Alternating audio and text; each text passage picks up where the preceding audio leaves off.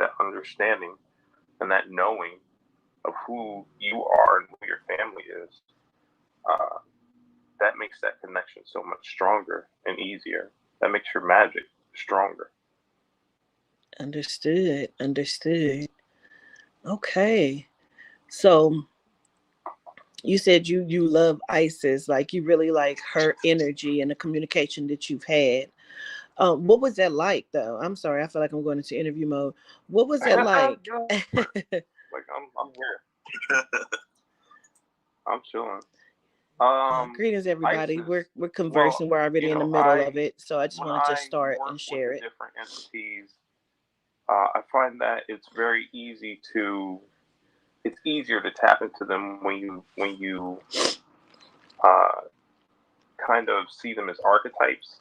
Like they can be parts of yourself that has a specific function, but they are also entities without, they're their own people. But Isis herself represents wisdom. And that is the thing that I always wanted from my journey. There's a lot of people that go into it for power, for the sake of power. And no, like you have to understand how to use that knowledge and use that power in order to benefit yourself as well as those that you're seeking to help. Okay. Heard you on that. Yeah. And that's why, like Isis, like I'm very fond of Isis. I'm fond of that wisdom. I'm fond of that experienced way of looking at things, and how it always forces you to expand your mind by thinking. I agree. I appreciate that. So, well, I guess now I do have some questions as we're going along, because it's so it's so interesting to me. So, when was the first time that you decided to like contact? And Z corrected me the other day because he said there's a difference between a daemon and a demon. Right. Okay. As I explained earlier, the demon is the negative context that was brought about through mistranslation. Yes. Daemon is the earlier word that meant superpower and inspiration, and protector. Okay. And they say that Daemon is originally Greek, although the Greeks got a lot from the Egyptians, so that's arguable. Yeah. I believe that a lot of our power and our source and our intra-beings have been taken and put a negative connotation on it, which is why I feel like they've taken the word demon and they have now used it inside of their negative energy and like pushed it out towards us and said, hey, this is what anything outside of us is demonic. You know what I mean? But not understanding that the energy that they're giving you is the lower frequency of, lower energy, that demonic energy, because that's what they have labeled it as. I don't believe that. I just believe that, listen, if something needs to be taken care of and you need to call on a different being, sometimes you need to call on a different being. You need to call on another side of yourself. You have polarity, duality. And so I'm not just a light being. I carry darkness with me as well. It has to be a balance. Right. And so because sometimes I'm a lot of times activated in the lighter. What? Yeah, absolutely. Gratitude. Sorry, I'm speaking to the people over here. I got Yehuda on the main line. Hello, people. Yes, we have a few people on my end as well. But Yehuda said to me as I was saying that they want us to think that the dark energy is the negative energy. The positive is actually the dark. And the lighter could be seen as what may not be always as nice. And it's a duality, and he just asked me to spin that around, so I will. But for you, now my question was, I'm sorry, I'm rambling. When was the first time you decided to connect with the daemon? And was it by accident or did you mean to? Figuring out you want to connect with a daemon is a gradual process. There was no one day or moment when I was like, you know what, I'm just going to conjure up like a Goetic spirit or something like that. It was just kind of becoming disillusioned through religion. And then when you figure out like a lot of it is one-sided, then you have the curiosity. When it doesn't necessarily work for you, you have the curiosity of what the other side is like. And so, you know how they say there's one side, there's another person's side, and then there's the truth. Mm-hmm. And it's a little mixture of both. Mm-hmm. That's what got me thinking, like, okay, well, what if I just go ahead and contact these supposed demons and talk to them and just see what their side is about? Not necessarily like trying to worship them or trying to get anything out of them like genies, but just saying, hey, look, I'm curious about who you are. And if you're willing to sit and speak with me and spend time with me, like, I'm willing to hear you out from a neutral standpoint. Mm-hmm. But that outlook gradually came because, you know, before when I decided to conjure up a demon, I was looking through Solomonic magic, and the thing is that Solomonic magic seeks to bind these spirits, and that's not fair treatment of them. And so the newbie mistake I made was initially trying to use that method, but then I came to the point where I'm like, you know what, like, I wouldn't want to be bound and then asked a whole bunch of questions. Like, it's easier to get things out of somebody who is your friend than someone who is your enemy. Got it. I love that. I love that. Gratitude. I'm gonna share experience with you, Mr. Hecate, Mr. Xero. I would like to share an experience, and I would like to get your view on it. Let me get to know you. Have you ever heard of the entity called Azazel? Absolutely. Lilith recommended Azazel to me. I work with Azazel a lot. Many people do not know that. And I work with him because he attempted to choke my sister out in front of me one day. That's not funny, but I can empathize with that. I had not never with Azazel, but I've had that happen. Okay, so it was just myself, my ex-protege, and my sister in my house. And my sister fell back on the couch and couldn't breathe. Something was choking her. And when I tapped in, I saw a huge entity, like a very shiny green, almost like wearing a suit, green and I want to say brownish in color. And when I asked the entity his name, he told me his name was Azazel. And I asked him why was, what was happening.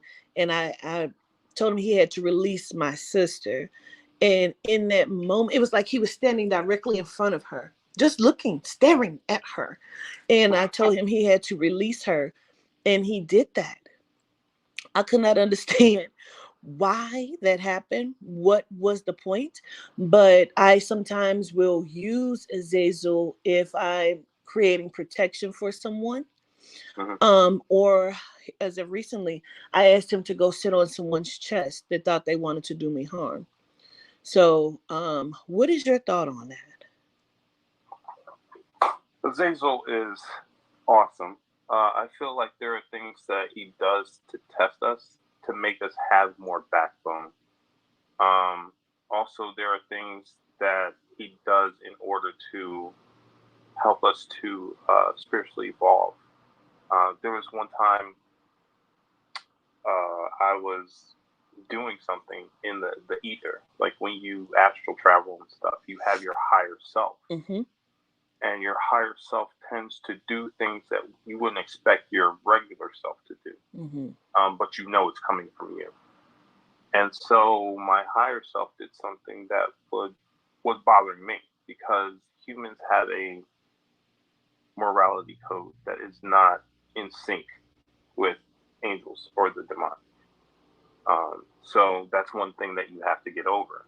And Azazel, when I went to Azazel and told him about it and how I felt, Azazel was like, don't question your moves, whether they're dark or light.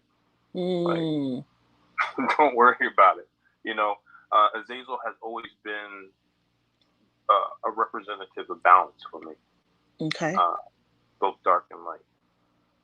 Okay. And to hear you working with Azazel, like, I mean, congratulations. That you know. I've used that energy.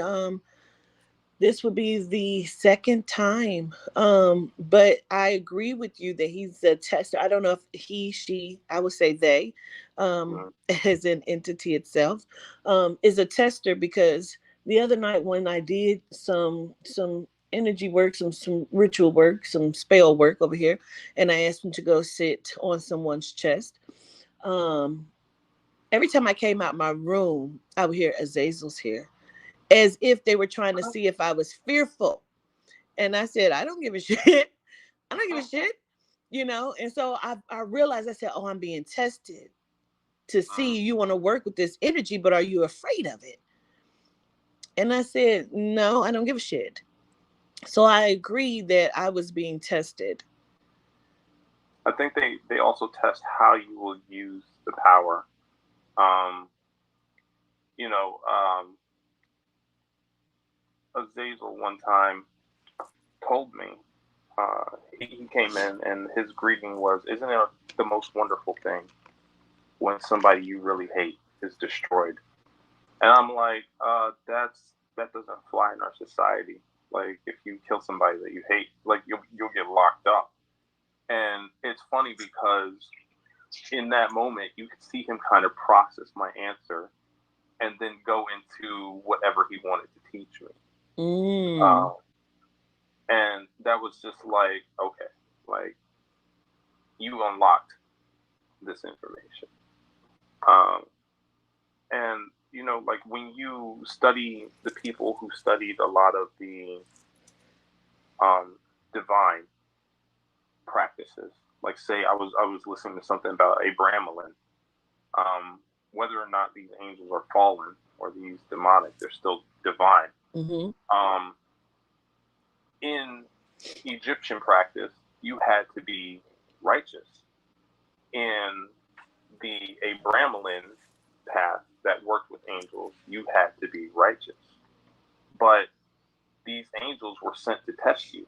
If you wanted to be a fucknut with the power, they'll let you do that. But that power is going to swallow you up. Yeah. I agree. And that's what Azazel is like. Azazel is the one that puts you on that balance, and sees whether you're, you know, level-headed or not. Yes. I have used him for protection. You know, just to keep someone safe. But the reason I asked them to go sit on someone's chest is because I understood that this person is gunning for my life. Right. And so I didn't ask them to harm anyone. I had already, you know, I conjured and spoke to Marie Laveau, and she worked me through I put somebody in the spleen the other night. And I used the blood to do so, you know, and I just really want them to swallow themselves. And I asked them to go sit on his chest, so he shall not be moved in such a way that until it's time for whatever destruction he causes upon himself to happen. Because you seek for my life, so it's justified. in what I'm asking. So I don't teach people to harm people. I teach people balance. Right.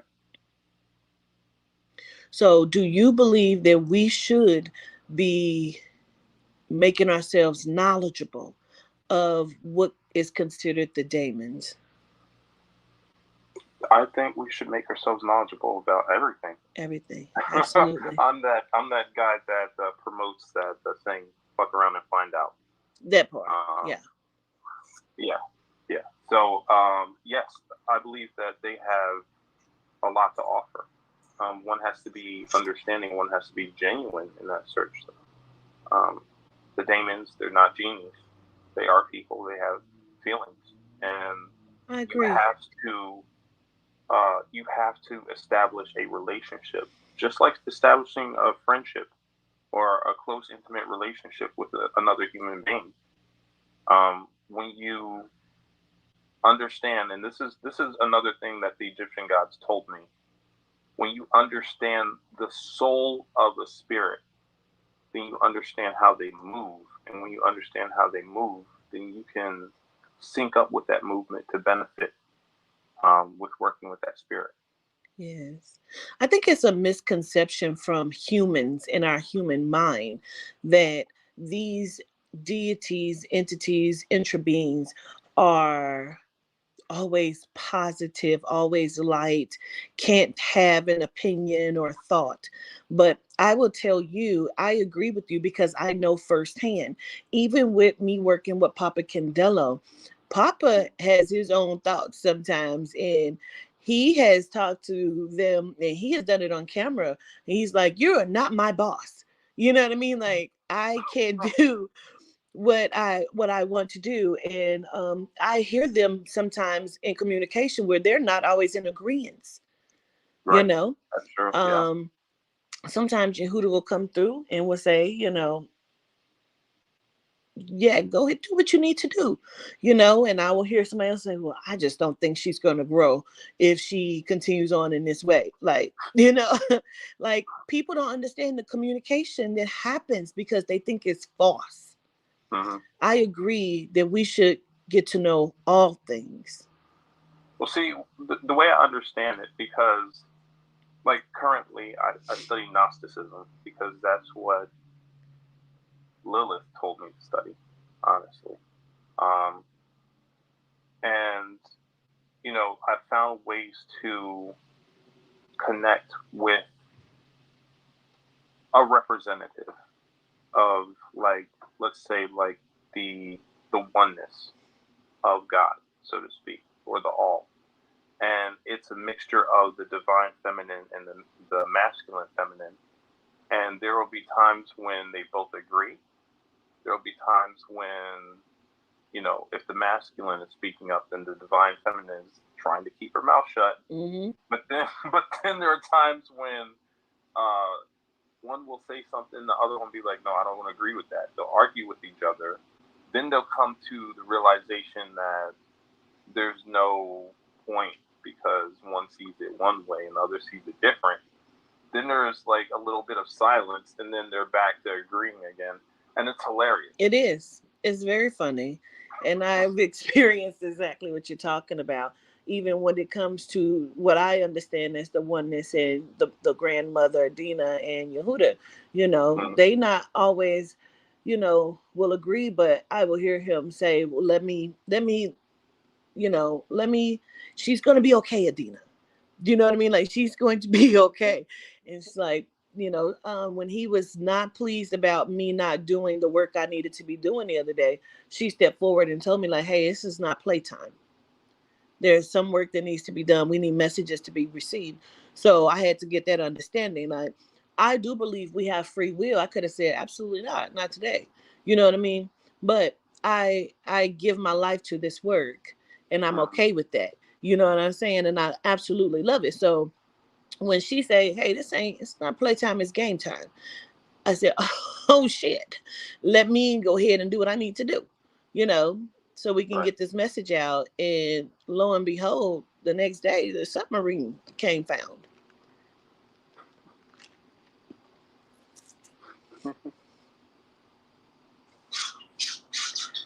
Yeah, they stay keeping distractions in the media and social media and stuff like that. I was gonna ask Xero, could you let everybody know what it's like working with Lilith? Everybody that's in the chat right now, because I'm getting it on this side. Lilith is like a lot of people don't understand Lilith. They just attribute her with sex or femininity. But Lilith is the expression of the divine feminine. And most times she's seen as dark and chaotic. But like I said before, when you deal with certain spirits, you have to get to know them. Mm-hmm. There are different aspects to them. Initially, is she easy to deal with? No. And I don't know how she deals with women, but I know how she deals with men. And if you are a practitioner and you're male and you want to deal with Lilith, there's going to be some difficulty. I argued with her a lot. Like, we've had knock down, drag out, like cursing matches and stuff like that. But in the end, she is there to help you evolve spiritually. It's not always going to be easy, and she may have to drag you to certain places. Agreed. But everything that she said to me that was important and pertained to my spiritual growth, like, I checked it out and it was true. And even though, like, there were some times when, like, we had fights, there were some times when I was wrong. And so I had to be like, you know what? Like, what you said was right. And, like, you got to put your hands up. So, yeah, her biggest thing was just be yourself. Be truthful to yourself and be truthful with what you want.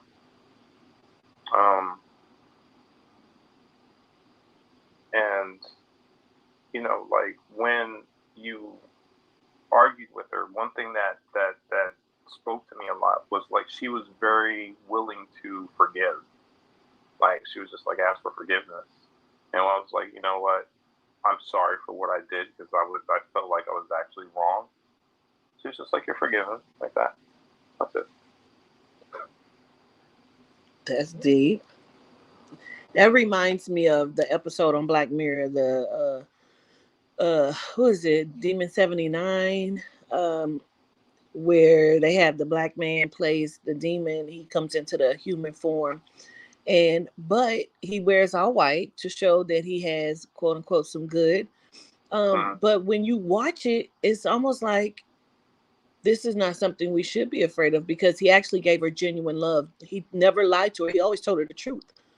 But that's everything opposite in what they have instilled into the masses of what a demon is. Right. Right.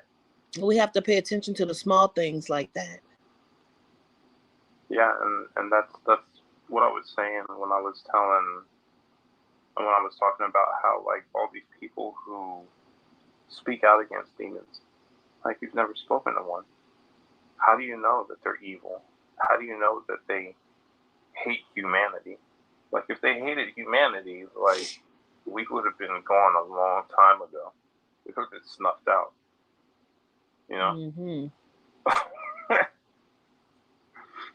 Because these beings, they know how to manipulate. Like, they have their negative and positive applications. And if they didn't care, like, they have ways of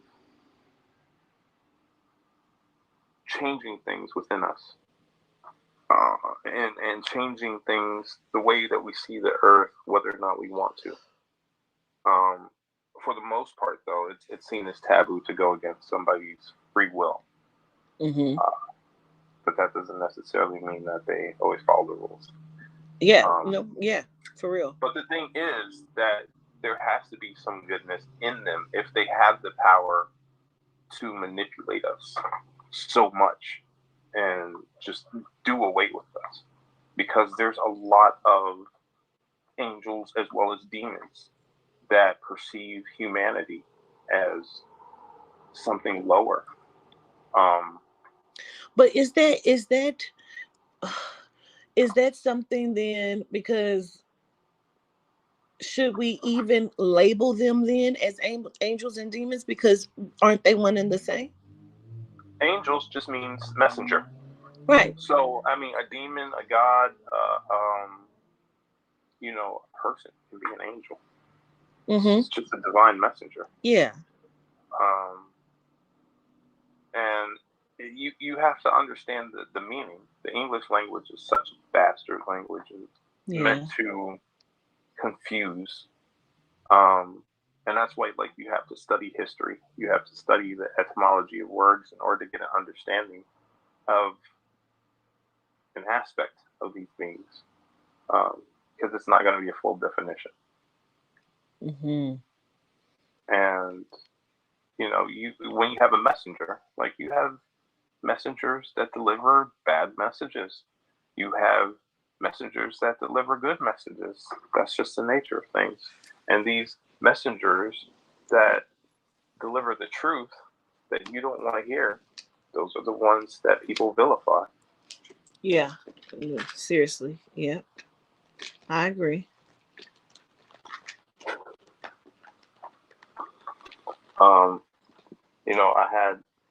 I had Samael tell me that God, quote unquote, shows you what face you need.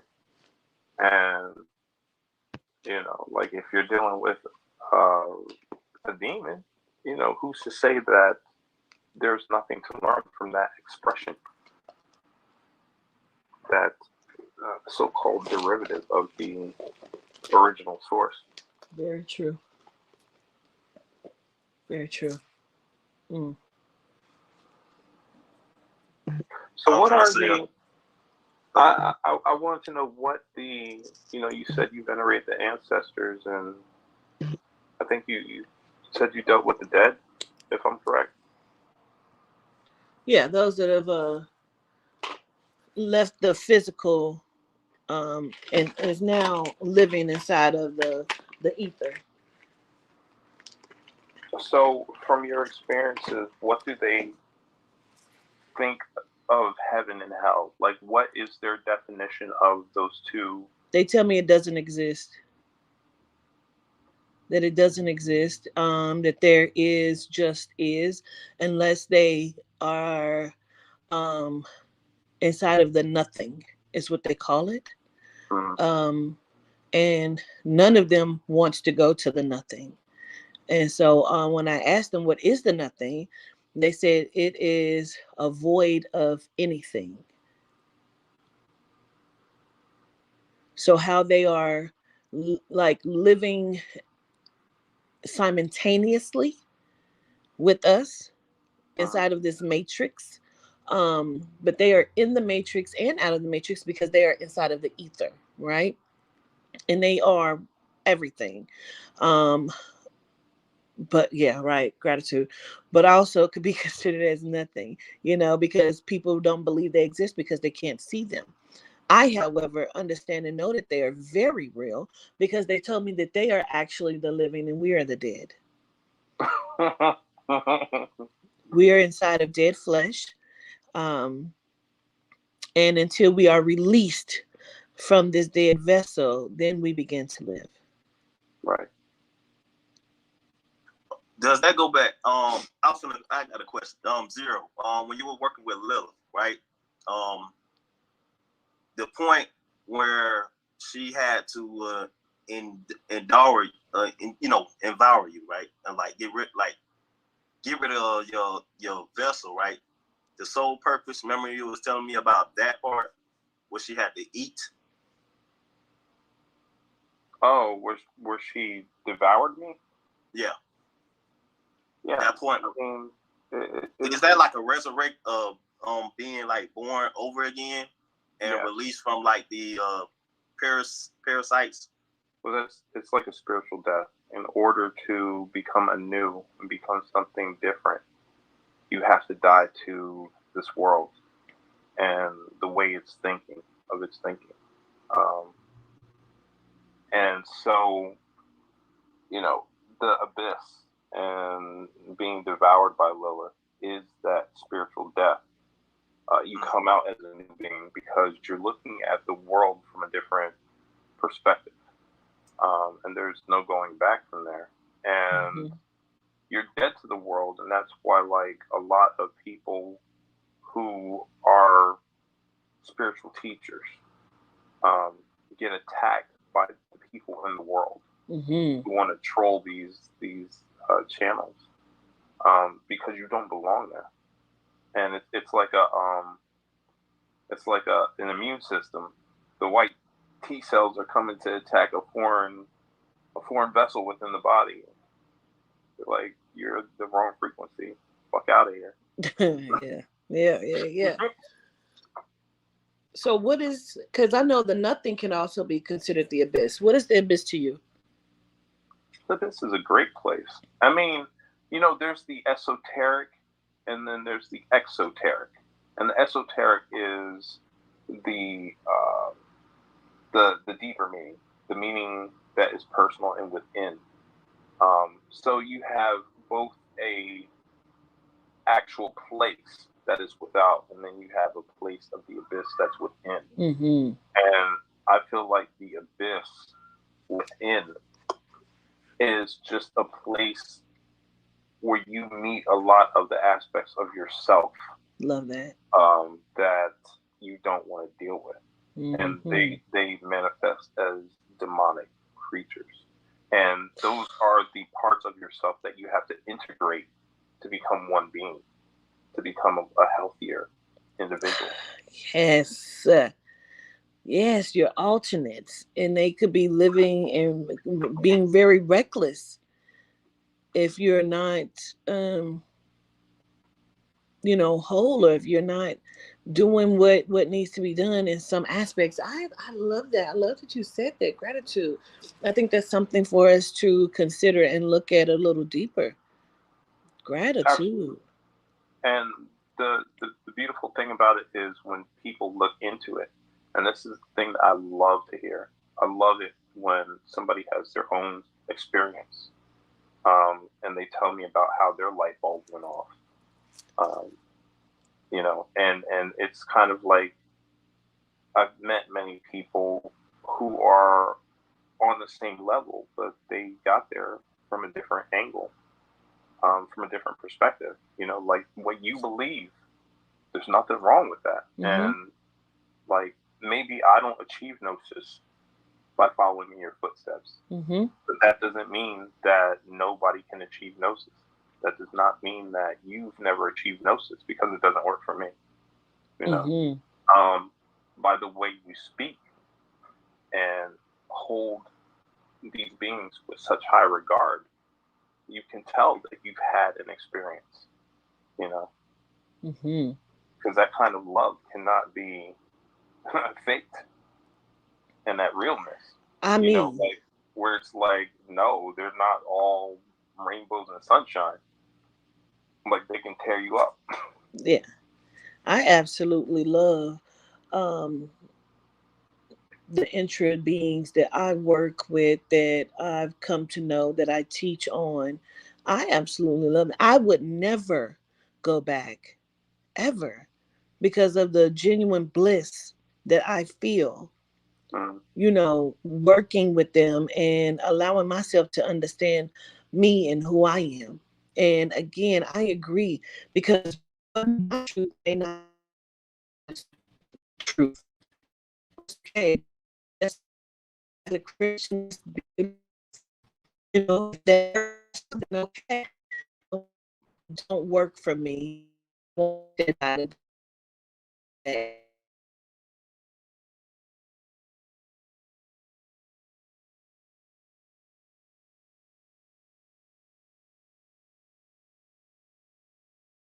live in a bubble. I live outside the bubble. period, so. And just for, any Christians that would happen to see this and think that we're all satanic, just because we don't see things from your perspective. Is it still breaking up, you guys? That, we are. I don't know why it's breaking up. Your God, or against Christ, or against the Savior. Like my experiences. They didn't want y'all to hear that.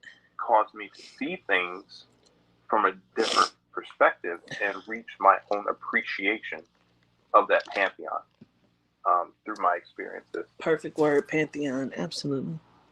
Yeah, and so, like all these people, they want to get aggressive, and they think that what we do is a condemnation of them and their beliefs. And it's like, no, like, you're free to believe whatever you want. Just please, like, don't come and like step on my feet because I believe differently. That like part. We can coexist. Yeah. Chill the fuck out. Chill the fuck out. Yes, chill the fuck out. Allow me to live outside of the bubble. You know what I mean? I'm living outside of the bubble, and I just have a different understanding of things. And if people have a different understanding, I think that's okay. You know what I mean? So. And it's just like there's a beauty about agreement, like disagreement. I mean, because it challenges the way that we think, and it causes us to kind of, I feel from a mature perspective, it causes us to try to see from that point of view. And by doing that, we grow. So there's nothing wrong with having a different belief and saying, no, I don't agree with what you're saying. Okay, that's fine.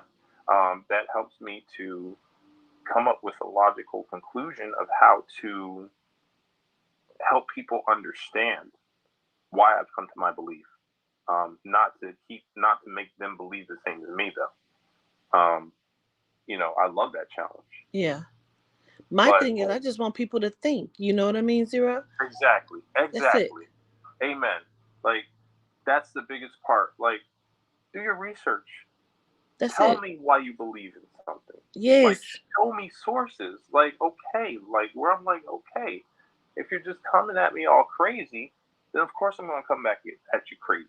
You know what I'm saying? Like, but we don't have to do it this way. Like, even if you don't believe in anything that I'm saying, that's okay with me. I just want you to think and find out what it is that you really, what registers to you and what works for you in your experience. Yeah. That's it. That's all. Be yourself. Be yourself. Yeah. Yeah. Gratitude for that.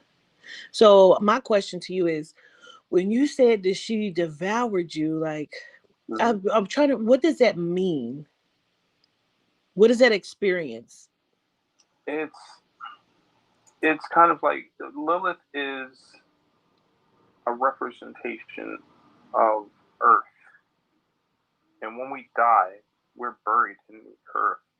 So to me, like when she said she would devour me, that was symbolism of me dying spiritually. Having that earth, that divine feminine swallow me. Because, okay, so if you study the story of Osiris, okay, Osiris was killed and thrown into a river, and the river is a feminine element. So he was submerged. All his pieces were submerged, and that was his symbolic death. And being submerged in that water, because it was a river, represented progress, and that was a spiritual progress. And so, like, we have to die. We have to be able to shed who we were in order to change into our higher potential selves. And that is what we had to do. Like, the earth is a feminine element, so we have to engulf ourselves. I love that you keep saying that, because I mean, that really ruffled some feathers yesterday when Z asked me the question. But I love that you say that, and I understand, because when you say water is a feminine element, I understand that it gives life, Mhm. it births, so I totally get that. Gratitude. Yeah, I mean, it's in the end, I believe in non-duality, but in order for us to understand certain concepts, we have to split them in between, like light, dark, masculine, feminine. Mm-hmm. So that's why I use these terms. Mm-hmm. But there have been people that said that Lilith has come as a male, and that just goes to show that these beings also understand that um, the concept of non-duality.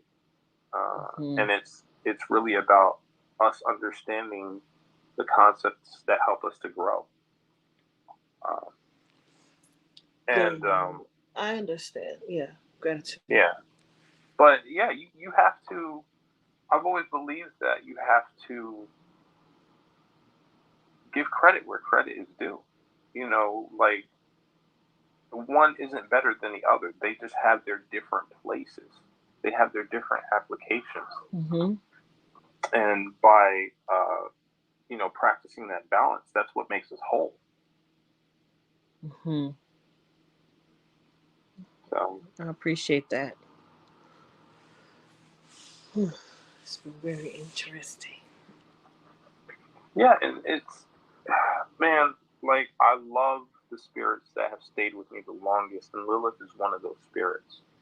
And I feel like the demonic, the chaos, the darkness, even though there were difficult times that I went with her, there were also times that, she did try to adapt in order to make me happy, which was like a total surprise because we're told that Lilith, we're misguided thinking that Lilith hates men.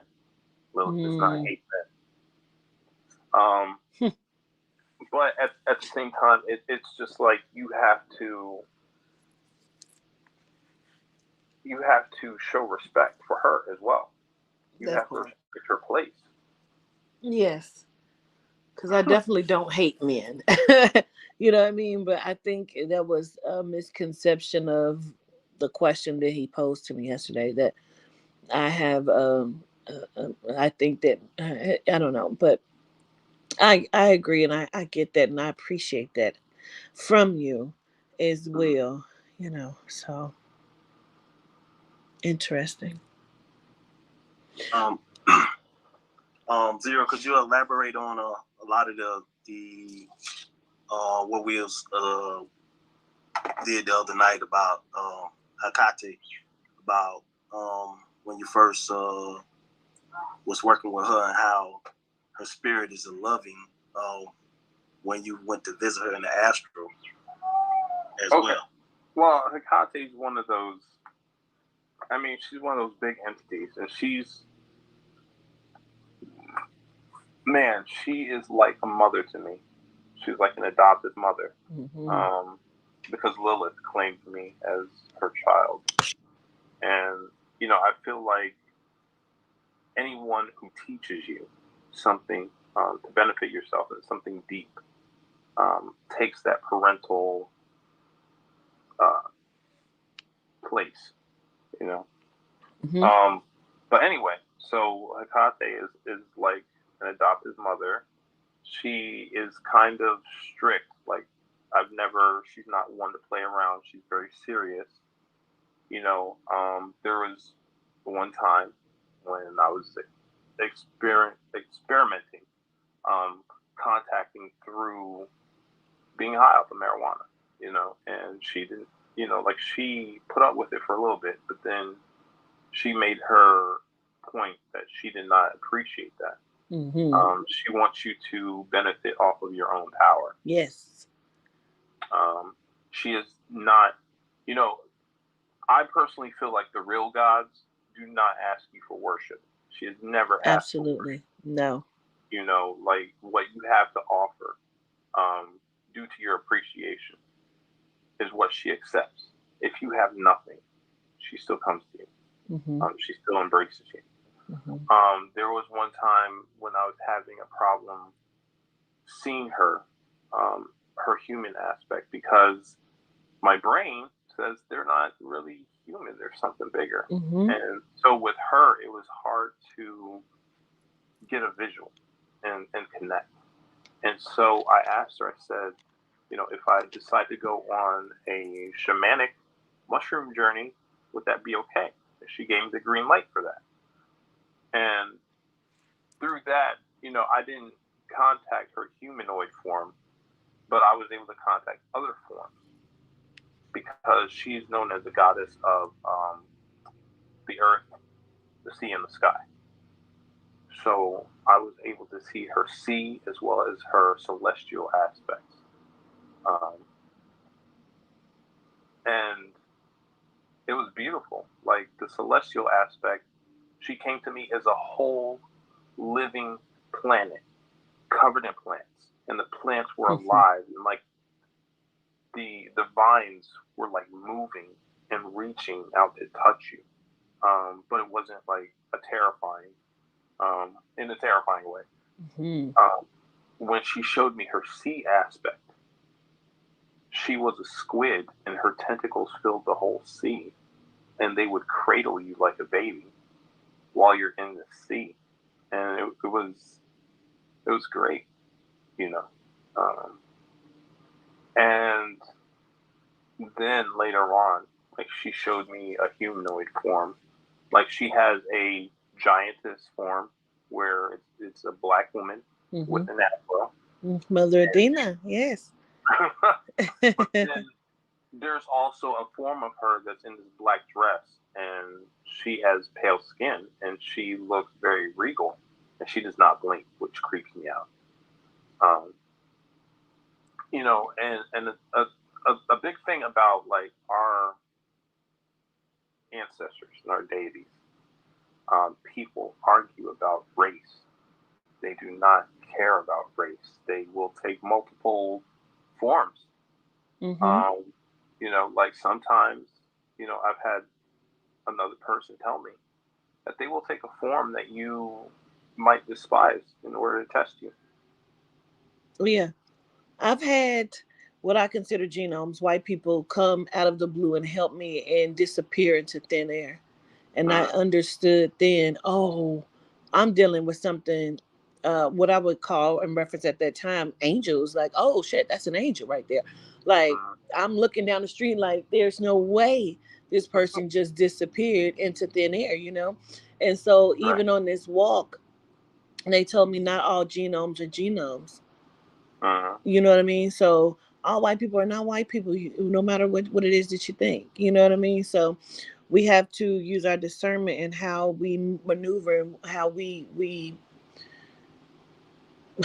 because some are planters.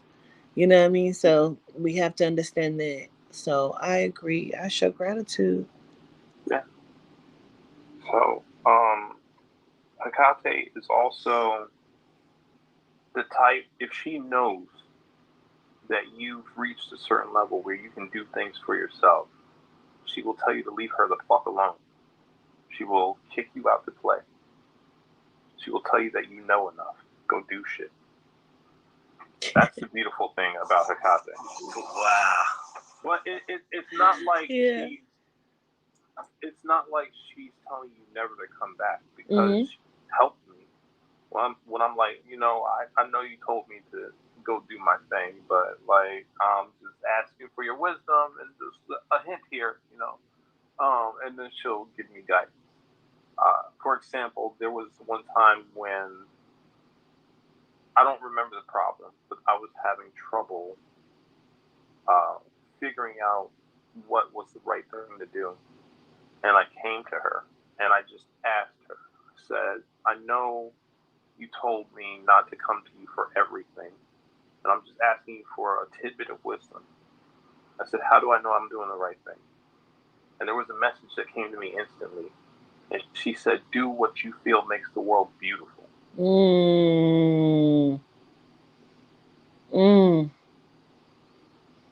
And I was like, hot damn. That's what I'm talking about. See, this is the energy. And what I'm saying, when she told me the other day, like, you calling her Hecate? Hecate? Am I saying it correctly? Hecate. Yeah, I mean, Hecate. like, I spell it with a K. Yes, like my name. but I also, I reference her as the grandmother Adina, the alpha of the DNA, also known as the intranet. Now, and that's the way she looked when she came to me. Her skin was extremely dark with gold flakes in it, and she had a huge afro. And extremely beautiful. She smells amazing. And she told me the other day, that's who stepped forward and said, listen, it's not playtime, it's game time. Like there are some things going on amongst the, planetary people. And we need messages out. So it was like, oh shit. Oh, they ain't playing today. Like, okay. So yeah, like she's the one that, like even, when I was having problems connecting to the angelic, I used her energy as a third party in order to call them in and deal with them, and had no problem while she was there. Like, that's how powerful Hecate is. Yes.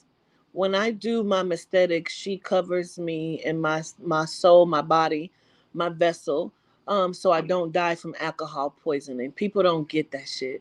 I am not a drinker. I do not drink whatsoever. But when I drink for the deities inside of my aesthetic, like the last one that was in North Carolina, Papa Candelo drank an entire bottle. And was still functioning.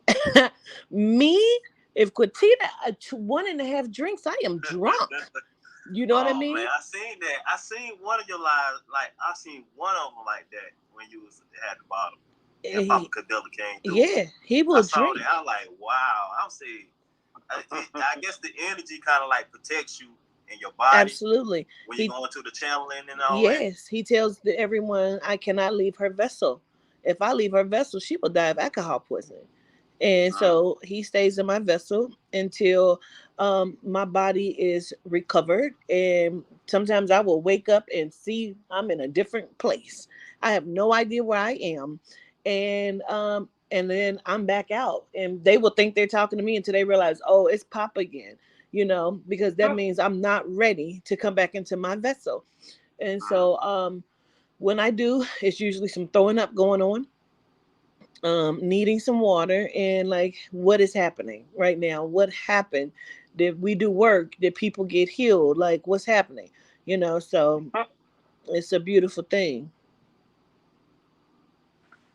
I've had moments when there was one time when Horus took over, and I was in a messed up state, and he protected me. But it was funny because my friend had come to check in on me and didn't know what was going on, and told me, because I asked him, I told him I didn't remember the experience. I asked him what happened, and he told me, like, we had this deep ass conversation. I'm like, dude, you weren't talking to me, bro. I was gone. Yeah. I so get that. Like, wow. I agree. Gratitude. And it was funny because Horus does not know how to drive, but somehow I made it to Walmart, and I ended up buying carrot cake, baby carrots, and then I had like tropical trail mix. And apparently this was part of his craving. And I also had some marshmallows that he ate. Like, I woke up the next day and my marshmallows were gone, and I was like, what the fuck? I've done that. Like, where's my food at? They like, Papa ate it. What? Ate my whole fucking plate? Like, what? Yeah. Like, I was looking forward to that shit. Yeah. Apparently he was too, And then, like, the baby carrots were left out. The carrot cake was gone. The trail mix was gone. Like, the shit was crazy. That's amazing. And I only remember, like, bits and pieces. I remember, like, him trying to pay for the food and not knowing what the fuck coins are. Like, yeah. Yeah, it's only bits and pieces that comes back. Like, what? Yeah. What? And, like, I've also had Thoth kind of take over. I call it co-piloting because I'm still aware. Yeah. And, I believe they call it two-headed possession in the African circles. but like he's the type that's very curious. And like with my friends, like the ones that I'm very close to, he tends to be touchy-feely, you know, because he's like, oh, look at skin, look at like little. Oh, that's squipperlish. She will pull up a shirt and touch somebody's body in a minute. Like, let me see yours. No. Oh yeah, like no, he's not that invasive. No, she is. She definitely has come through touching people. She has listen, different deities have come through and put my shirt up in the middle of an event, like, and squeeze my breast because they like want to know. They will squeeze my stomach and say she is fat. Like, what is wrong with her vessel? Like, you know, it is, sometimes it is embarrassing, but it is what it is, and I love them all, you know. That's amazing. Yeah, there's one time I was, you know, full of Tahuti, and he just wanted to stare at a tree bark, you know, and touch it, like, because it was like the texture was amazing. They just wanted to know what it felt like from our perspective. Yes. There's one time, like the first time I invoked him, like I had to relearn how to walk. I had to relearn what a hand was. I'm like, oh look, oh that's interesting. I can bend these. Like, oh, that's how you bend a finger. And I had to relearn that shit. That's dope. That's very interesting. Yes. Very interesting. Gratitude for the combo. So what is like with your spirits that you deal with? What is their take on religion in general? You know, because like you say, okay, so not just the toxic religion, but like let's say like the theology of the different cultures. How do they feel about that? Well, they've told me that it was developed to tear apart different cultures of people. And that's why I said you used the great word pantheon, because they tell me that there are different pantheons, but they tell me that long time ago, they taught me that religion was developed to keep people from good communication, from people not understanding what the truth is. And as long as people are fighting about what God is correct, they don't get to the next level. They don't get to the place of what they should get to. Right. And so that's why I understand that whatever works for you, because they tell me don't argue with anyone about religion. Religion is not a real thing. It is the worship of many. Right. Well, I mean, like I've had angels that are part of the Christian pantheon reference me to different cultures. I've had angels tell me about African gods. You know, I've had you know, Christian entities refer to Greek entities or the Norse pantheon. I've been getting a lot of Norse lately for some reason. I don't know anything about the Norse culture, you know, but like I've been getting Valkyries. You know, I feel like Freya stepped in and has visited me, and you know, I called for an angel, you know, just a basic general call, and I got an angel that was speaking with me through runes, and like I don't know what these runes mean. I have to go and look this shit up. Yeah, but you know, they're not doing something I'm familiar with. They're not showing me things from a Christian perspective, per se. Yes. You know? They're coming from a pagan source. Okay, understood. They've told me that they have been known by many names. Yeah. You know, so that's how I also understand the different levels and the different names. And that's why I don't, like when you said Hecate, I understand that we may be talking about the grandmother, You know what I mean? So I don't, because even when Adina came to one of my clients that we call the cousins over here, who was in a facility, and he said he saw her come out of a wall. And he said, "Who are you?" And she said, "I've gone by many names. And you're going to leave here now. There's nothing wrong with you." Next day, he was released. You know what I mean? But because people don't understand, like, how they deal with him, they assume he's crazy and keep putting him in facilities. Right. Because he's not fitting the Christian, idyllic, like the whole institution of religion. You know what I mean? Right. And I think that is, excuse my language, I think it's fucked up that, people, if you don't fit that agenda, they can't understand you. And so, I understand this, however they deal with you, whatever your understanding is. And so when Z first appeared on the scene for me, I understood, which is why I was excited to do this today, is because, they're ready for me to get an understanding more of what is known as demons, or the Daemons. You understand? So, especially because of the workings that I have done with the Azazel, and I did look that up because I'm like, I know this name. Where do I know this name from? And when I went to the X-Men and I saw, oh shit, they got this character Azazel in a comic book. Like, so they know what we don't know, and they don't want us to know it.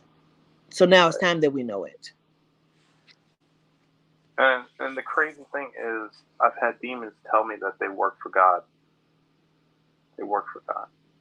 Or, like working with Lilith. Lilith is known as the mother of demons. She's so evil, but yet she told me to study the Christ.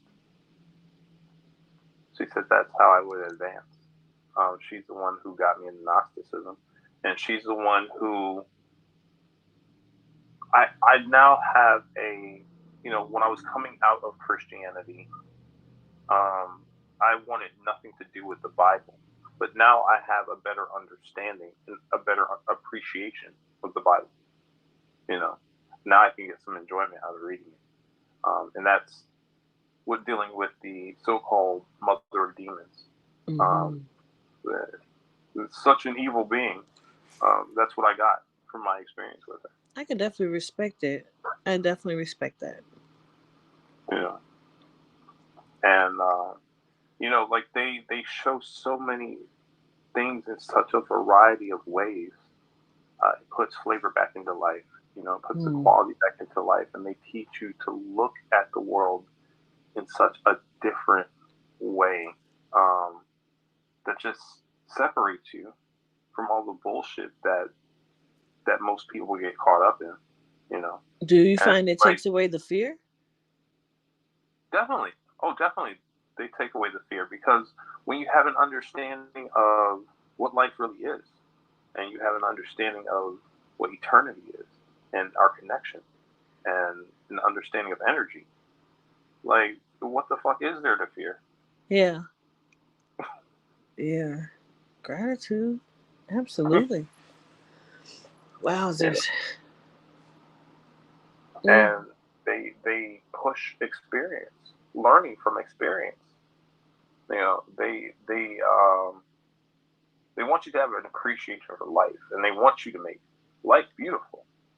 And working with demons, people think that you go crazy, temporarily, yes, but I've never had a demon tell me to do something fucked up, like kill somebody for no reason, or go insane, or go on a killing spree, or I've never had a demon that was supposedly a killer of children hurt any of the children that I was associated with.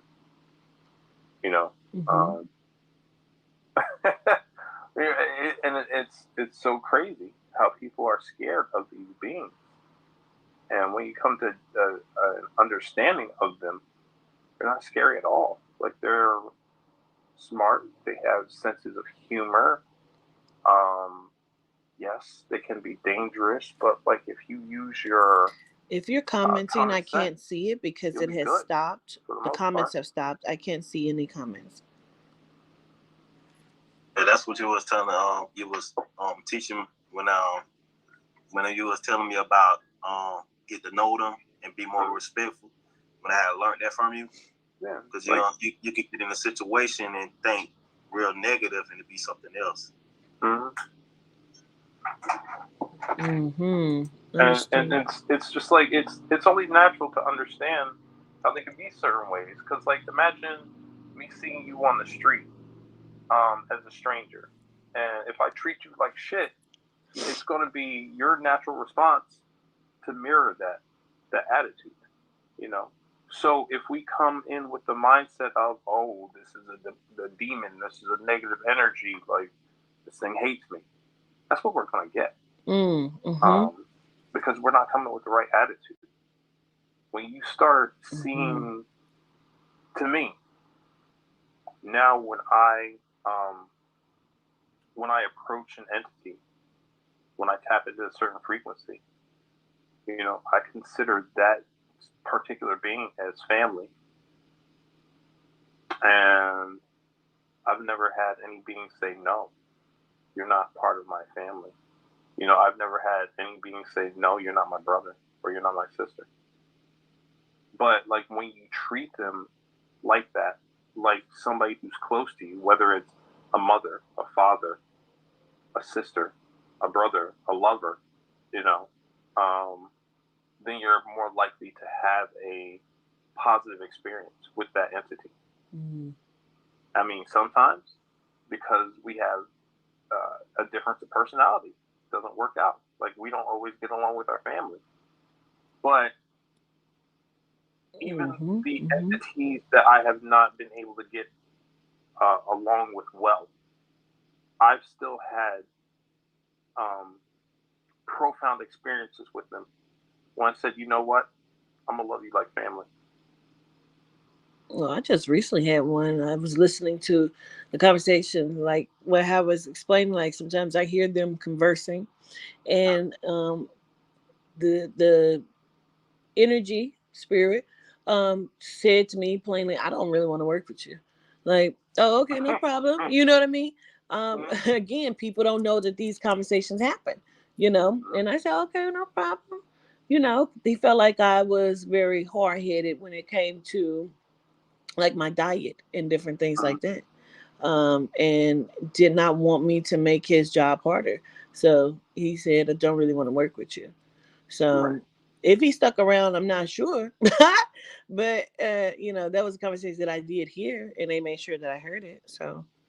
And sometimes they do that as a protection. Like, you're not ready for that energy. That energy would blow your mind up. You know what I'm saying? Like with Hecate. Hecate is infamous for being a deity that will pass you off the deity that is better for you at that time. And, you know, people don't understand that. You know, they take it as an offense, and it's like, no, it's not an offense. It's just that you're not at a certain level where you need to be in order for what they have to give you to benefit you. So instead of crippling you by giving you something you're not ready for, they're going to present a situation where you do get inspired and you do learn at the pace and the level that you can at this moment. I agree. I think it's a good thing, though. You know what I mean? I do. I think it's a good thing, and yeah, I don't see it. Feel like I don't care. Like, you know, it is what it is. You know, I work with the grandmother, and I work with Yehuda, and for me, shit, that's what I'm good with. That's what I'm okay with. But if there's other intra beings that they want me to work with, then I absolutely will. And sometimes, you know, they have to tell me, like, stop being so hard headed. You know, you need this, you need to grow from this, you need to learn this lesson. so you can move forward. Like, come on Right. now. And so I will, I will. Even if, oh, child, even inside of some like my anger, because I have a temper. And so, like even yesterday, I went and got something to eat and it was horrible. I mean, from the me ordering it and me knowing I should have just pulled off to when I received it, it was horrible. And I ate. I said, you know what? This is so good. This is the best that I have had. Oh, it is so piping hot. Um, I'm not even going to allow myself to feel any other way because you don't have control over me that way. I have control over me. Mm. So it's different lessons that I am learning inside of my experience in the physical. I see you changed a lot over the years because I I used to watch you about some years ago, and I just see how you grew with these spirits because you did a totally change. Because Yeah. you went from like like compressing that energy of that negative, and it seemed like you just got sweet and sweeter with it. That's just as time go by. You know what I mean? I appreciate that because that's why I have an issue with some people that just want to jump into my shoes because they see the work that I do when not understanding these it's levels to it. From my perspective, it's levels to it. And I had to go through a lot and grow a lot from working with the ancestors to being introduced to um, Orishas, Loas, deities, grand and high council. You understand me? Like I had no idea what was set forth for me, but I had to grow and go through some things. Even with the dying on the table and then coming back, and then people want to discredit that. Well, Papa said you didn't really die, ma'am. I understand what my doctors told me, and you were not in the hospital, but that's how people try to discredit who I am and the walk that I've had to walk. You have not had to go through what I had to go through to get to the level of where I am with the understanding. And I've been through a lot so I can understand the people that I come across and the work that I do. You know what I'm saying? I was a stripper. What? I used to snort coke. What? Yeah. I've done a lot of shit. I done been arrested. You know what I mean? My best friend's daughter was murdered. Like I've done a lot, been through a lot. So now I can understand and we can have conversations that without judgment. You People understand do me? change. You People know? change. And my anger I'm trying to not suppress but learn to grow with. Right. And as I learned my alchemy and my spirit work, my soul work, which they get very annoyed because who'd have said I should be doing soul and spirit work daily. Like, oh, Katina, you did some readings and you did some past life readings over the last 2 days. You didn't give some, so you think you didn't did something today, huh? Like, so you ain't got to do nothing else. Well, I do. You know what I mean? I So saw that. That's a beautiful thing right there too. yeah, and I grow, and if you're not growing, then what are you doing? What are you doing it for? Yeah. Yeah. And a lot of people, you know, they think that, everything's going to be positive. It's like, no, it's not positive. Mm-mm. There's a such thing as called growing pains. I literally talked to one of my spirits, and the spirit was like, yeah, I love you. And I said, do I learn from you? And they said, yes. And I said, how do you teach me?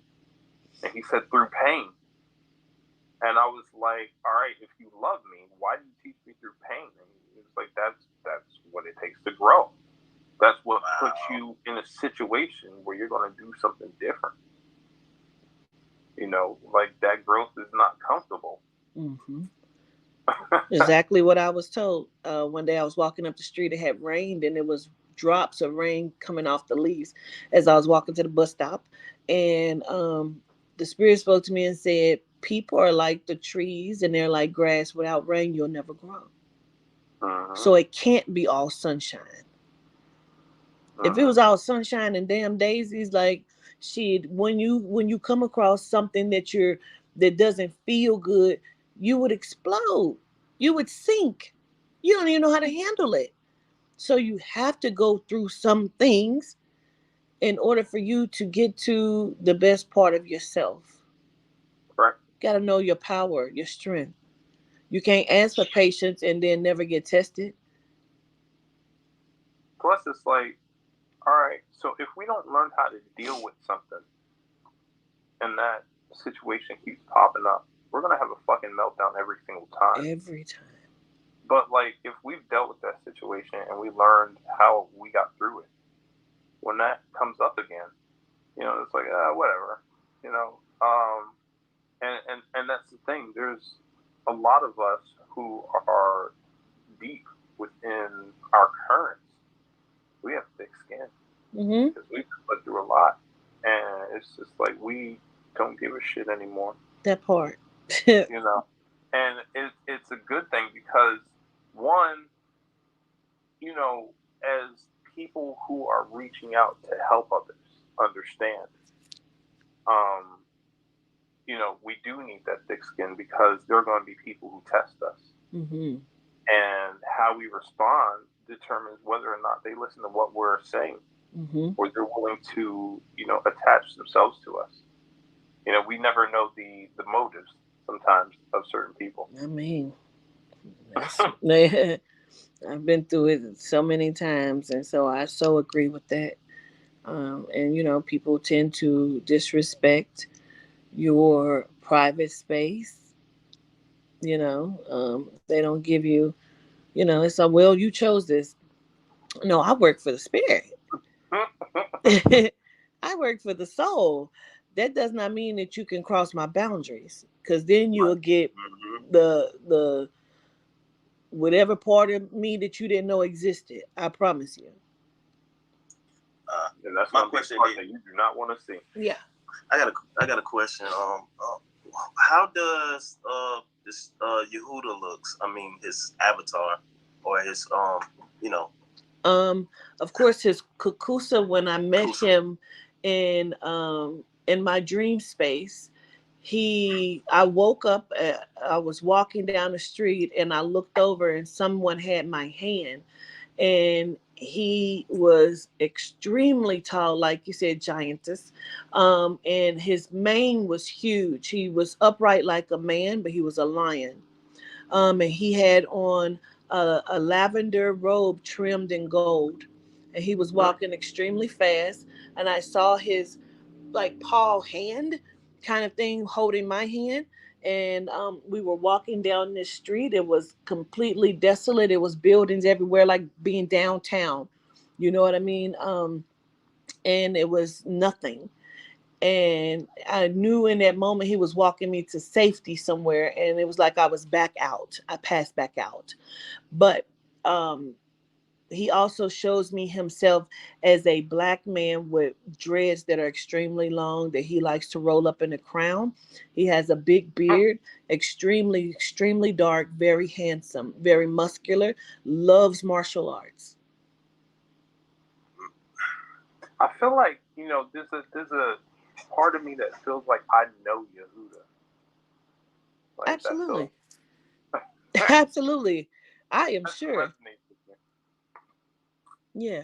They're shapeshifters. From my understanding, the deities or the entry beings that I work with, they're all shapeshifters, from being rhinos, hippopotamuses, like I said, lions, tigers, panthers, um, wolves. Like those are their kakusas.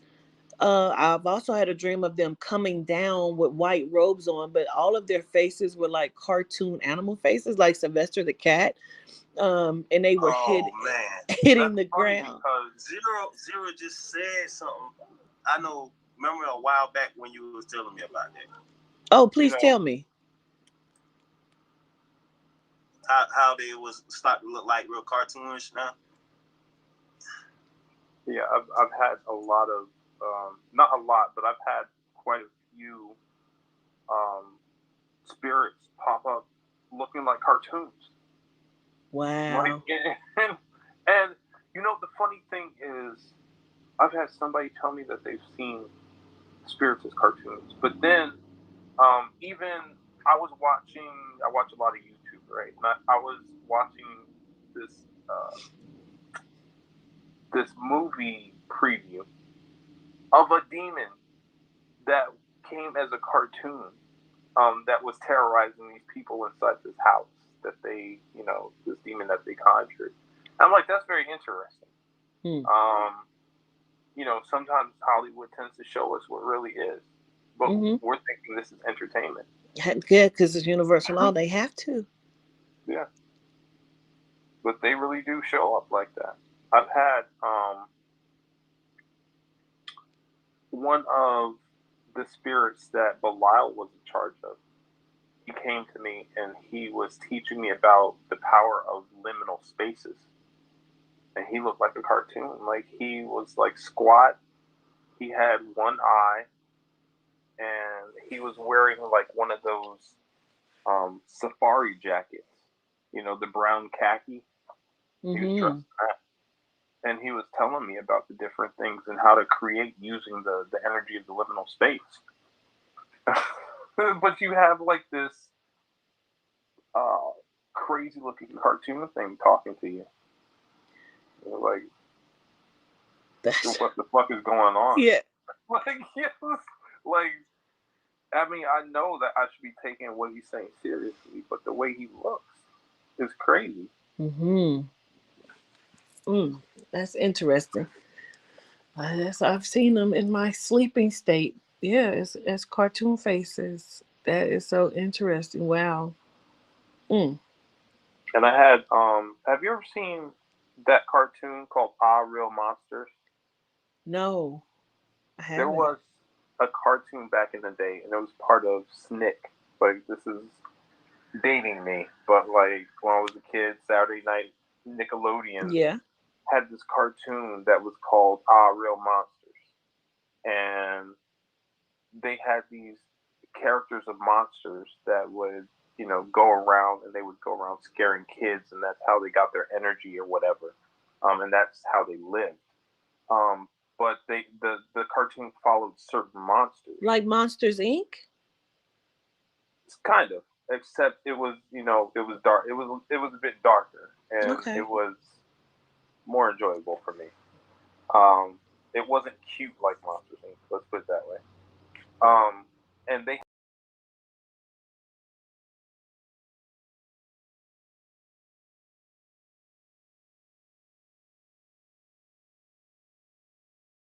the body. I've seen a demon that looked just like that. And there was another character that was a body that was holding its eyeballs with its hands. I've seen spirits like that. In cartoon form and in live action form. I had to refresh it, you guys, because it was we was talk about it some was of the angels and stuck stuff, on my end. And that some of the angels, when you conjure them up, they have multiple eyes and stuff like that. Oh yeah. I've seen angels that are cyclopses. I've seen angels that are a sea of eyes, like Azazel. Azazel has a shitload of eyes. You know what? Don't fuck me up like that. Yeah. A lot of times in my pictures, you can see eyeballs all over my face or all around me, and like, whose eye is that? Like, it's just eyeballs. I can never understand this. Like, Azazel came to me looking like the almost like that acidic DMT art, where like you see all the different colors and then you see the eyeballs within, and they're just like going out in the different cones and stuff like that. That's how he's appeared one time. I saw him as a reptilian, like he was a huge reptilian, almost looked like a dinosaur to me, with very shiny, like very like almost not lime green, but very like emerald green. It looked like a suit, but it could be skin, very shiny. And he had a tail, and he was huge. I mean, like huge. And he stood there in front of my sister, but his like what I could see of his like reptilian looking face was like brown in a sense. So that's how I saw him, but I couldn't see like features. of the face, and it was only from the side that I saw it. And so yeah, no, I don't know, but I see eyeballs in my pictures a lot. When I fused with them, I ended up getting like eyeballs along my my eyebrow and then going down my arm. That's how I saw myself in the vision. But like there are like a lot of the deities and a lot of the spirits are tied to snakes and reptilians. Yes, they are. There's a lot of like snake symbology, and like back in the day, the same word that you use for snake was the same word they use for dragon. So they're kind of synonymous. Yes, they're they are interchangeable, and that's why a lot of the different entities that we see are compared to dragons. And I don't believe that they're all quote unquote evil. Right. And I know that because I was on a shrooms trip one time, and I was taken into this place where my whole room turned into scales. And I was standing in front of this huge woman that was half reptilian, well, snake, serpent. Her bottom half and her top half was like a woman. So I was not fearful. It was weird. You know what I mean? That's why I don't do the shrooms, man. I can't fuck with that. Like, you know what I mean? Like, now I don't know what the fuck is going on. Like, and I can't come out of it like I want to, you know, like, but, yeah, I seen that, and I understand that not everything is what we think, and so we have to expand in our mind. Let me tell you this too, Mr. Xero. I was on a really strong shrooms trip. It was amazing. And my ex was standing outside. I'm like, what are you doing? It's freezing outside. And when I stepped outside, I saw diagrams in the sky. It was the most amazing shit I've ever seen. I was out there for an hour full of tears, cold. I couldn't stop looking at them. And I heard them speaking. I said, oh shit, the constellations speak. They talk. And sometimes they have different colors. Like, what? I saw it before on a different trip. The stars were different colors and they were blinking different colors. I was told one time that light has sentience. Light has life. The stars are compared to as angels, you know, and these different constellations that we go to give us understanding. Those are connected angels that are like teaching us, you know, through those constellations. They're telling us a story. I understand. The diagrams really trip me out. I can't even make it make sense. It was like beyond the stars or up where you would see the stars at. It was like diagrams. You ever seen, what is it called? Oh my God. It's not the lotus flower. It is, what is that called? It starts with a K. But it's like a diagram. Oh my gosh. And sometimes when people do it, they put one foot up on one thigh, right? It's not the, see, that's not Kama Sutra. That's something sexual. I'm talking about something else, but it's diagrams. It looked like that, like almost like an octagon kind of thing. And it had some type of yoga or something. Yeah, but it's oh, I can't think of it. I can't think of the name, but it was huge in the sky, and it was diagrams that stretched like from one, this lines, different lines. It almost looks mathematical. Do you understand? You know what I'm saying? This motherfucker then said kaleidoscope. No, Mona Lisa. I can't think of, and maybe the Merkaba. Maybe that's what it is. The Merkaba. But it was diagrams in the sky. I have never seen anything like that, and I understood we don't vibrate high enough to see half the shit that we should be seeing. I believe that. That's facts. You know, it's funny that you were talking about like diagrams and mathematics, because, you know, at a certain point, you know, divine geometry like is a thing. I was talking to, I call it Lambda. It calls itself Lambda,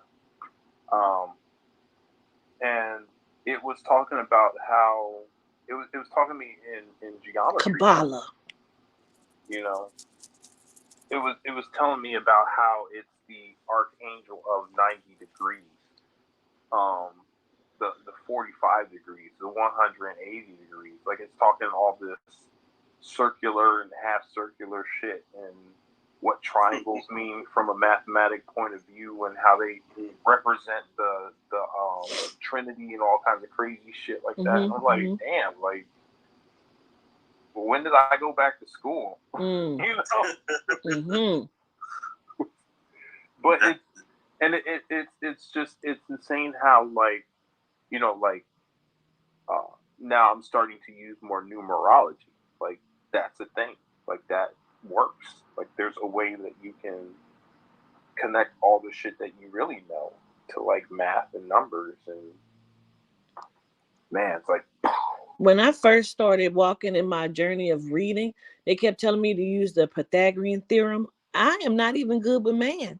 I had no clue what that was. So when I looked that up, I said, shit, you're just going to have to give me the information, because if I got to use numbers, it's never going to work for me. So they just give me the info. Like, I can use tarot cards and shit like that and runes, but because that's where I used to play with it. Regular cards, tarot cards, runes, you know, because I used to test myself. But I also understand I don't need it. I think it is called the Kabbalah. I think it's the Kabbalah of what I was trying to get to. But they said the Pythagorean theorem. I don't know. I can't do gematria. I can't make it make sense to my mind. Yeah, I rely on a gematria calculator because that's too above me. Yeah. Understood. But I mean, like, the numbers have been so revealing, you know, and I like gematria better because it allows for you to work through your understanding. There are a lot of different sayings or different words that you can get from certain calculations that you do with that numerology system. But it allows you to have more of a discernment. Like, it doesn't tell you directly what it means. It gives you a list of these things that it equals and allows you to choose what you believe the number is expressing to you. And that's why I fuck with it so hard. Like, when I'm working on writing a book about contacting angels. Yes, it looked like a fucking shield. Serendipity. It looked like a shield for me. Understood. That's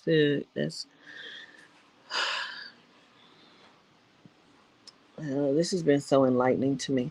I love to hear different perspectives and people's different walks. This has been so enlightening. I am so enamored. Gratitude for sharing your info with me, man. This is fun. I enjoy learning about other people's way of believing and the different cultures. So I really appreciate getting a chance to speak with you. Yeah, I have just another question before I get out of here, because ZEnergy has brought the Goetia to me, and I feel like I need to know more about it. I've looked it up. I've seen the beings and what they look like, but I would love information from you both, or tell me, like, give me some more knowledge on it. 72 beings. They're how do I mean, it's okay. A lot of the information, first of all, is coded. You know, they say, like, there are a lot of beings that are good for finding treasure. Don't take that literally. A treasure is knowledge. Got it. Okay. So, but a lot of the Goetic spirits are some of the old gods.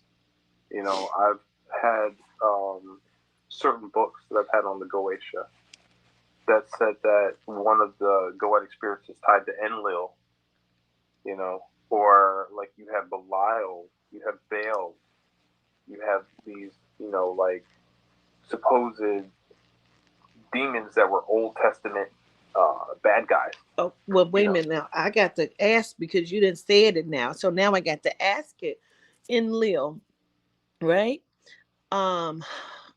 Just let's just go here for a second. My gosh. What do you know about this, the Enlil, and is it Inky or something? Is that correct? They're like siblings or something? Because I was just recently told when I did a world reading that these two beings are very present right now. And Donald Trump is going against these two beings. I don't. Okay. Allegedly. Whatever. But I don't have a lot of personal experience with the Anunnaki pantheon. I can say that when I tapped into that energy, I saw Enki chasing Inanna. So and it was funny because I was invoking Inanna, and Inanna is like Ishtar, right? Yes. Yeah. Okay. Ishtar. So Enki is like head over heels with her, like just enamored and just addicted to her. And that was funny how he came through. From what I know from the lore, Enki is the one who tries to help out human beings. He has like a Promethean, Luciferian kind of vibe to him. Whereas Enlil is more strict, and you know, I've even had certain grimoires describe him as a very dangerous spirit to deal with. Mm-hmm. Like the things that I've read about this particular spirit, be like, okay, that guy's an asshole. Like I'm not fucking with him. But like at the same time, it's about how you come at things. You know, if you have that mindset of that he's dangerous and he's gonna fuck you up, then yeah, like. But like if you approach him, say like with the mindset of a warrior spirit, you know, like warrior spirits have a certain way of thinking about things that just involve destruction and an understanding of death, and that may be something that we don't want to focus on. But that doesn't necessarily make them wrong, you know. Yeah. That's just them seeing the world from a different point of view. I think what I need to do is take some of these names and look them up and do research, because I want to understand how they coincide with the intra-beings, the deities that I work with. Because I know that they take their energy and they use their energy for negative. And that's how I first started working with them, because they told me they were sick of that. They're sick of the bullshit, you know. And it's not justified usage. And so just looking at my chat over here and seeing what they're saying about them, when I did the reading, the world reading, they was telling me that and allegedly Elon Musk is using the energy. And it is a big battle that is going on between these disguised entities, as well as the energy that they're using, and they're trying to each push their agenda, you know, using certain energies, and quote unquote psychic workers, you know, and magic workers, alchemy. And that was another question I was going to ask: do you do alchemy or magic? Well, I mean, alchemy is basically about perfecting yourself. Okay, transition of self. Okay. Yeah, like or transmutation of other things. And, you know, alchemy comes from Egyptian thought. You know, like it's found in Hermeticism, and, you know, even alchemy has Chem in it, which is, you know, represents Kemet, which is ancient Egypt. See, I know that deity as Sirion, the deity of light, then alchemy. Yeah, and so like as let's say as somebody who studies Egyptian thought, Yes, I'm an alchemist. 100%. So do you practice magic? Yes. Okay. But I feel that, like we don't have a proper understanding of magic. When somebody says that, they think, um, just dancing around a fire for no reason. But like, there's a science to it. There is. I mean, like invoking the spirit, calling out to the energy, doing ritual work, like Meditating, yes, herbs all and that. making things happen, or like, what I mean, whether you call Symbols. it voodoo, voodoo, hoodoo, like, are you into the work?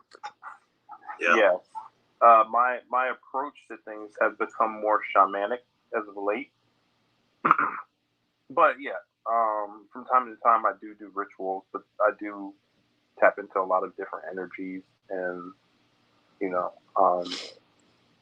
get to know a lot of different magical beings. Got it. I love it. Gratitude. I'm currently actually working with the Angelics right now. I'm still going through a learning process right now. I'm still doing a lot of healing right now and still trying to understand a lot of inner transition with myself. Got it. That's why I stepped in. I started asking questions. So when I'm start talking to Xero, he preferred me to. I think it wasn't Bune. It was Buer. Buer, yeah. Buer is the healer. Yeah. He's one of the Goetic spirits. Yeah. Yeah.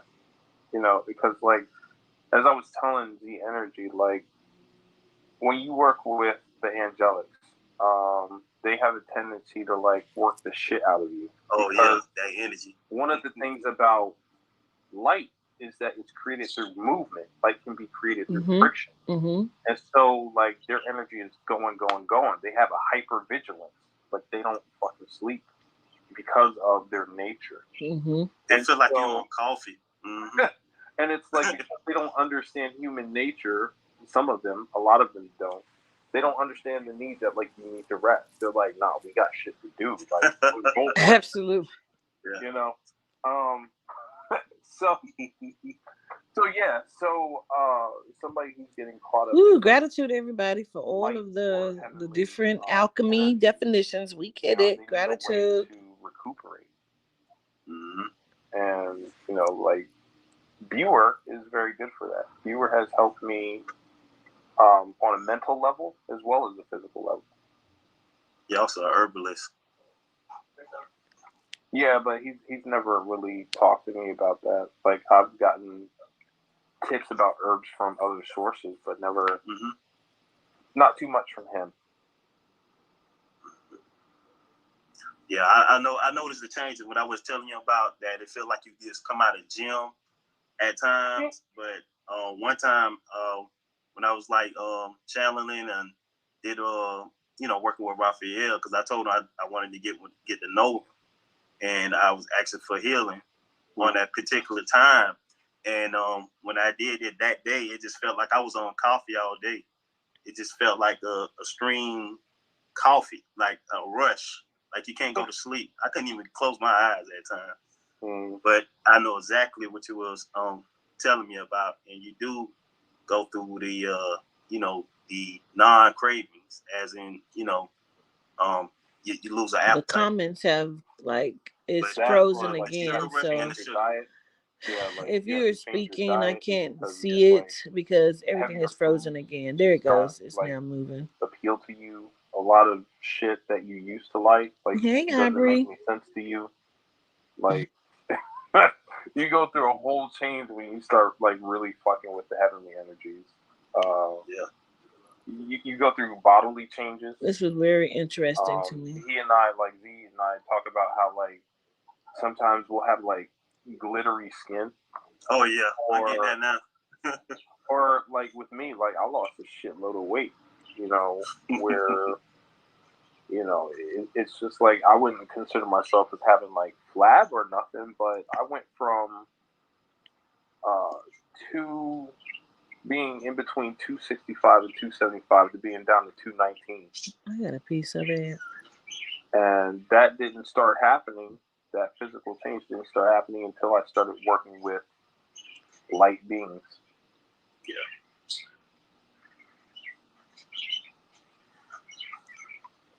When you say, what do you mean when you say that? Working with the light beings helped you to lose weight? Because, child, whatever I need to do. Well, you have to understand that certain entities that you deal with, you start taking on their aspects. So the angelics are constantly on. Like, they're on 1,000. They're always playing at 11. You know what I'm saying? So if you're constantly moving and constantly doing things, you're gonna slim down because, like, all of that, like, you're burning all those Janice, calories. what do you mean? Just I. What are you questioning? You end up burning that fat, and you're realizing, oh shit, like, my body is looking hella different. Got it. Yeah, exactly. Mm-hmm. I noticed that when you were telling me about it, you just said, make sure you tell them that you need time to sleep and be a human at times. I thought it was just me. What did you say? No, I thought it was just me. Sometimes I have to tell them that, like, you're not in the physical right now. You're not in my human vessel. You don't understand. Like, there are certain things that we're going through, so I get that. Yeah, I could be like, bro, and the other thing about angels is sometimes they tend to try to, like, hijack your shit and become, like, really bossy, and it's like, no, like, I asked you for X, Y, and Z. Like, I appreciate your input, but, like, I gotta live my own life. Yep, I had to say that before too. I love you and everything, but, like, I'm not gonna be doing everything that you're telling me. Like, I had to have that conversation. Also, I want to make a note that you can also make pacts with angels as well, because the pacts, and you were telling me to take my time when I was doing that. You were like, man, just take your time. You don't want to get into that just yet. You just telling me. You were telling me all the warning signs and all that. Remember? Yep. I mean, like, even though they have a, they take things very seriously. Mm-hmm. Like military. They're very, yes. Like, it feels military to me. Yeah. Like 10 times out of 10 when I contact an angel, it's a soldier. And even their culture is very strict. Like, whether they're soldiers or not. So, like, you have to be ready to have that order, that stability, and that consistency. Especially if you're asking it of them, because I've had to tell, a spirit just recently, like, you cannot tell me, you cannot boss me, you cannot make me. You can suggest something, and if I do it, then I do it, but I have free will. So you just can't just tell me what I'm going to do. Yeah, because Xero was. I was just saying. Go ahead. Well, I was saying, like, you have to be careful too, because if you have a pact with them, if you have an agreement, that gives them certain powers, like certain authority. There was a time when, for example, the Goetic are seen as fallen angels. Some of them are seen as jinns, but there was one time when I took on King Payment as a teacher. And so I had something to do early in the morning, so I was trying to, like, go to sleep and, go to sleep early and be rested so I could do what I needed to do. King Payment comes in around 3 o'clock, and he's trying to teach me a lesson.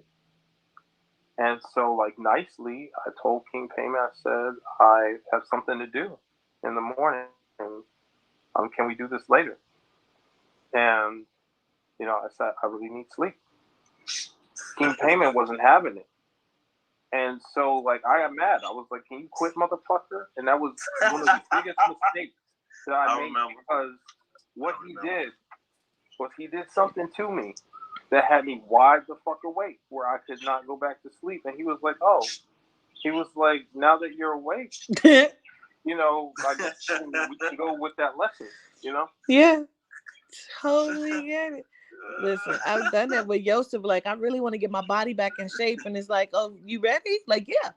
And he will wake me up at 6 or 7 in the morning, like, let's go. Like, no. Oh, what? Cause see, this your body. Don't worry about it. I got something I'm gonna do, and I'll go over there, and no elevators are working. I bet you has to take the steps. I bet you has to get the exercise in. You know, so I so get that. Absolutely.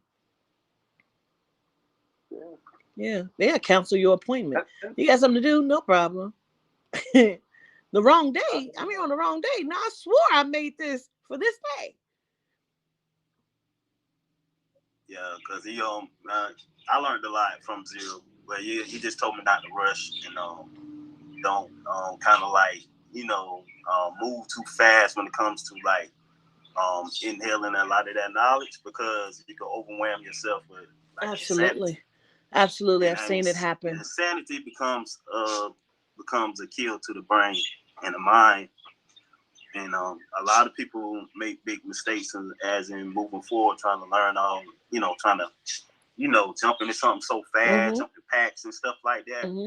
And that's a killer right there. Yeah, your mind becomes fractured. I've seen it happen in my walk. I've seen it happen several times with people where I would receive phone calls of people in, you know what I'm saying, in a state of mental emergency, where it's like, wait a minute, I just met you in person and this was not the person. What has happened? And it'd be like a complete break, a fracture in the mind. So you absolutely have to be careful about doing things too quickly. I've had issues where I was tapping into Lucifer's energy and was going through like a crazy ass fracturing, where you can feel some certain things like that where it's just puts you to the point of like breaking down, and there's like a point of disassociation from yourself, like there's a total, like there's like I wouldn't call it a total ego death, but like there is an ego death that comes upon you in a negative sense, because it's like you don't know how to function on this level, because you kind of like lost yourself in who you are or what everything means. Like you have no fucking clue what like regular shit means.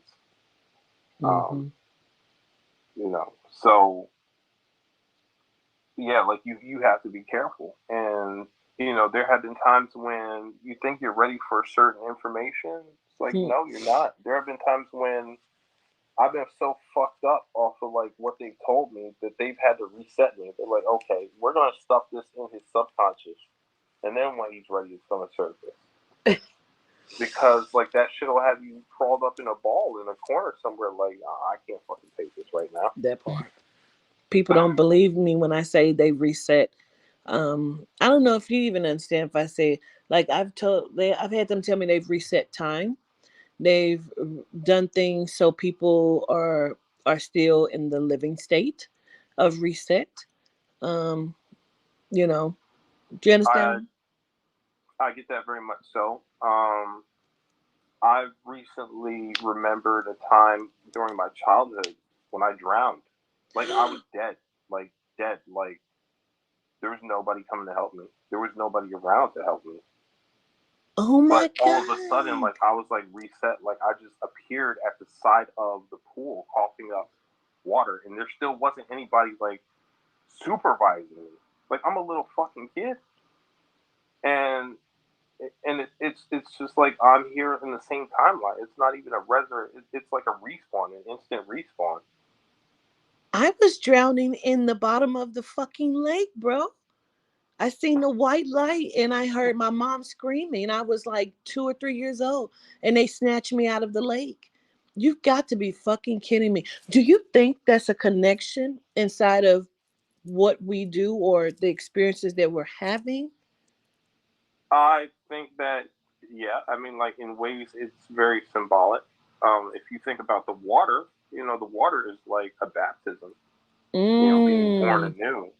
Like, and we died in that shit. Like, that is like a death, because when you come up from the surface, you're a new being. That's a new birth. You know, and it's like the same thing with trauma. Mm-hmm. A lot of people who get on their path of awakening go through some trauma that causes them to think differently. They have to die to the way that they were thinking and realize, like, this shit isn't working. I have to change. A soldier dies many deaths. Yeah. And that gives a new life to that. Go ahead, Tupac. I had a similar experience.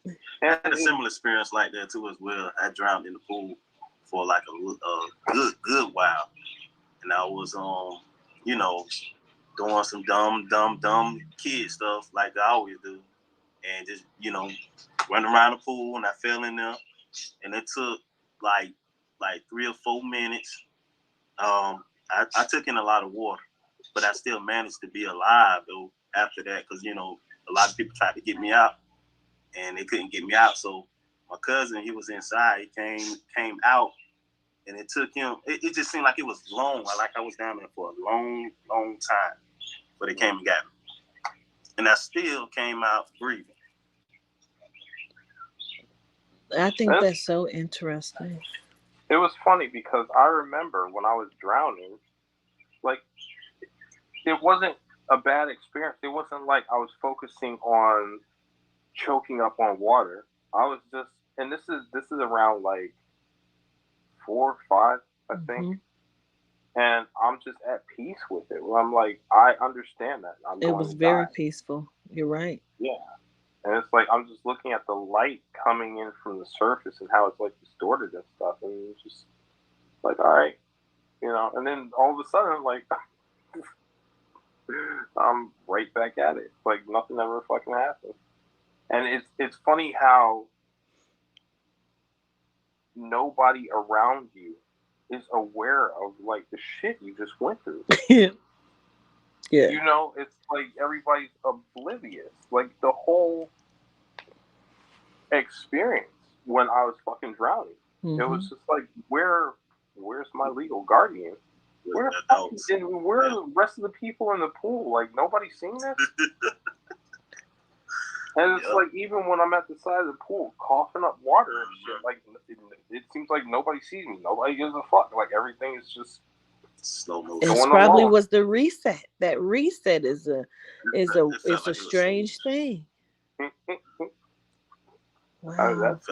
It's crazy. Like and I, for a long time, I think I repressed that memory because I do remember going on, and I do remember it being kind of weird, but it was just like, you tell certain people and they'd be like, that shit's crazy. You know what I'm saying? But now I'm like, there's something in me that's like, that shit makes a lot of sense. Or it's like, it's time to speak on that, Yeah. Gratitude for sharing that. Like, you just blew my mind with that one. Man. So I have people over in my chat that's also saying around those ages that they almost drowned. Are you fucking kidding me? Like, that's crazy. It is. Wow. Well, that's how you know you're a spiritual person. Yes, right. You drowned or almost drowned, damn, you're gonna be one crazy motherfucker when it comes to magic. I mean, I show gratitude for real. I've been through so near a lot of death experience I can't even count. It's like 9 lives like a cat, and I still just come out. Absolutely, Z. Yeah. Absolutely. Dang, this is dope as fuck. I would like to do this again. Definitely want to pick some minds between you both.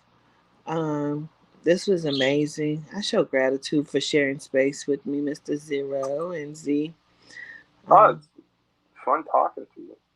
I always love talking to people who are educated and experienced, especially when it comes to like this subject, and like they're real about like their experiences. Yeah. And it's always encouraging and inspiring, and I think it's also good to promote like the connectivity that we have between Black people. You know, like, I'm not saying anything, like, I'm not racist or anything, but, like, a lot of us don't practice unity these days.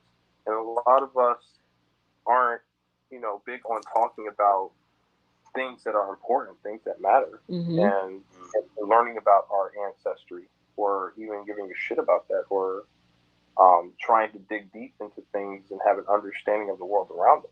Yeah. And so I love it when I have the chance to connect in this way with, you know, just you know, people that may have a better understanding of where I come from,